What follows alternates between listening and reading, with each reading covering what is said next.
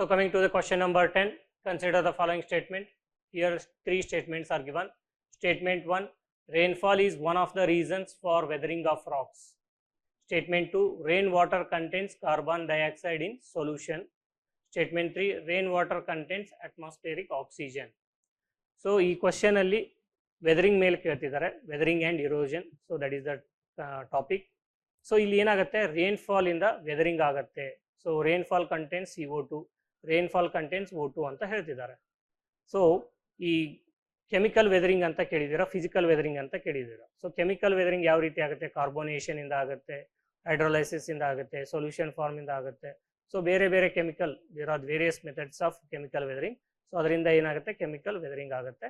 Physical weathering, rain water ಇಂದ physical weathering ಯಾವ ರೀತಿ ಆಗುತ್ತೆ ಅಂದರೆ, ರೈನ್ ವಾಟರ್ ಐಸ್ ಕ್ರಿಸ್ಟಲ್ಸ್ ಆಗೋದು ಮತ್ತು ವಾಟರ್ ಆಗೋದು. ಇದರಿಂದ ಏನಾಗುತ್ತೆ, wetting and cooling.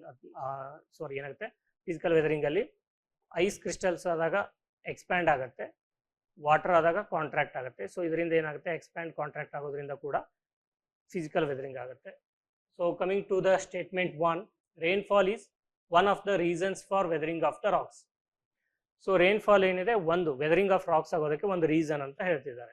So weathering ಅಂತಂದ್ರೆ disintegration of the rock in site, ಅಂದ್ರೆ ಆನ್ ಸೈಟ್. ಇಲ್ಲೇನೂ ಮೂವ್ಮೆಂಟ್ ಇರಲ್ಲ ವೆದರಿಂಗ್ ಅಲ್ಲಿ. ರಾಕ್ ಯಾವ ಸ್ಥಳದಲ್ಲಿ, ಒಂದು ಕಲ್ಲು ಬಂಡೆ ಯಾವ ಸ್ಥಳದಲ್ಲಿ ಇರುತ್ತೆ, ಆ ಸ್ಥಳದಲ್ಲಿನೇ ಅದೇನಾಗುತ್ತೆ, ಡಿಸ್ಇಂಟಿಗ್ರೇಟ್ ಆಗುತ್ತೆ. ಅದಕ್ಕೆ ನಾವೇನಂತ ಕರಿತೀವಿ, ವೆದರಿಂಗ್ ಅಂತ ಕರಿತೀವಿ. ಈ ಮಳೆ ನೀರಿನಿಂದ ಕೂಡ ಏನಾಗುತ್ತೆ, ಕಲ್ಲು ಬಂಡೆ ವೆದರಿಂಗ್ ಆಗತ್ತೆ ಅಂತ ಹೇಳ್ತಾರೆ. So that is correct. So weathering ಏನಾಗುತ್ತೆ, one of the reasons for weathering is rainfall. This statement it is correct. Rain water contains carbon dioxide in solution. So ಈ ಮಳೆಯ ಹನಿ, ಮೋಡ ಇರ್ತೇನಲ್ಲ, ಅದು ಮಳೆ ಹನಿ ಆಗಿ ಭೂಮಿಗೆ ರೀಚ್ ಆಗುವಷ್ಟರಲ್ಲಿ ವಾತಾವರಣದಲ್ಲಿ ಇರ್ತಕ್ಕಂಥ ಕಾರ್ಬನ್ ಡೈಆಕ್ಸೈಡ್ CO2 ಏನಿರುತ್ತೆ ಅದರಲ್ಲಿ ಡಿಸಾಲ್ವ್ ಆಗುತ್ತೆ. So that is correct. CO2 dissolves in rain water. Then rainwater contains atmospheric oxygen. ಇವಾಗ CO2 ಡಿಸಾಲ್ವ್ ಆಗ್ತಿದೆ, O2 ಕೂಡ ಏನಾಗುತ್ತೆ, ರೈನ್ ವಾಟರ್ ಅಲ್ಲಿ ಡಿಸಾಲ್ವ್ ಆಗುತ್ತೆ. So that is also correct. So ಇದರಿಂದ ಏನಾಗುತ್ತೆ, CO2 ಡಿಸಾಲ್ವ್ ಆಗೋದ್ರಿಂದ ರೈನ್ ವಾಟರ್ ಏನಾಗುತ್ತೆ, ವೀಕ್ ಕಾರ್ಬೋನಿಕ್ ಆಸಿಡ್ ಆಗುತ್ತೆ. O2 ಡಿಸಾಲ್ವ್ ಆಗೋದ್ರಿಂದ ಏನ್ ಮಾಡುತ್ತೆ, rain water it helps in farming oxidation reaction. So ಮಳೆ ಹನಿ, ಆಕ್ಸಿಜನ್ ಡಿಸಾಲ್ವ್ ಆಗಿರ್ತಕ್ಕಂಥ ಮಳೆ ಹನಿ ಯಾವ ಕಲ್ಲು ಬಂಡೆ ಮೇಲೆ ಬೀಳುತ್ತೆ, ಅಲ್ಲಿ ಇರ್ತಕ್ಕಂಥ ಐರನ್ ಏನಿರುತ್ತೆ ಅದನ್ನ ಏನು ಮಾಡುತ್ತೆ, ಆಕ್ಸಿಡೇಷನ್ ಮಾಡುತ್ತೆ. ಅದೇ ರೀತಿ ಬೇರೆ ಮೆಟಲ್ಸ್ ಏನಾದರೂ ಇದ್ರೆ, ಓರ್ಸ್ ಇದ್ರೆ ಅದನ್ನ ಆಕ್ಸಿಡೇಷನ್ ಮಾಡುತ್ತೆ.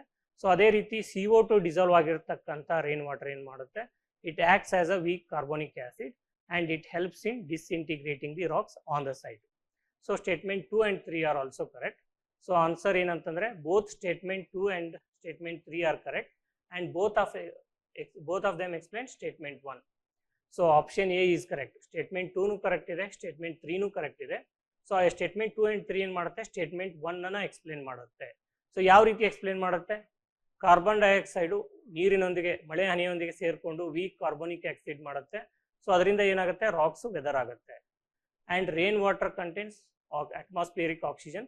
ಸೊ ಈ ಆಕ್ಸಿಜನ್ ಏನು ಮಾಡುತ್ತೆ, ಸೊ ಕಲ್ಲು ಬಂಡೆನ ಆಕ್ಸಿಡೇಷನ್ ಪ್ರೊಸೆಸ್ಗೆ ಒಳಪಡಿಸುತ್ತೆ. ಅದರಿಂದ ಕೂಡ ಏನಾಗುತ್ತೆ, ರಿಯಾಕ್ಷನ್ ಆಗಿ ಕಲ್ಲು ಬಂಡೆ ಡಿಸ್ಇಂಟಿಗ್ರೇಟ್ ಆಗ್ತಾ ಹೋಗುತ್ತೆ. So this is the explanation. Rainfall contributes to chemical weathering and physical weathering. So it promotes processes such as solution, carbonation, oxidation, hydration and hydrolysis. Mechanical weathering ಯಾವ ರೀತಿ ಆಗುತ್ತೆ ಅಂದರೆ, ವೆಟ್ಟಿಂಗ್ ಆ್ಯಂಡ್ ಡ್ರೈಯಿಂಗ್ ಸೈಕಲ್ಸ್ ಇಂದ ಆಗುತ್ತೆ. Rain water contains carbon dioxide in solution, that is correct. Rain water dissolves atmospheric CO2 forming weak carbonic acid H2CO3 ಆಗುತ್ತೆ. So this weak carbonic acid it dries the carbonation. That is one of the chemical weathering, carbonation, one of the chemical weathering, especially in limestone area dalli enagutte, carbonation inda effective agi weathering agutte. So hence statement 2 explains statement 1. Then rainwater also contains atmospheric oxygen. So this facilitates the oxidation reactions in the rocks. So that's why statement 3 also explains the statement 1. So that is both carbonation and oxidation are responsible for chemical weathering of the rocks. That's why option A is the answer.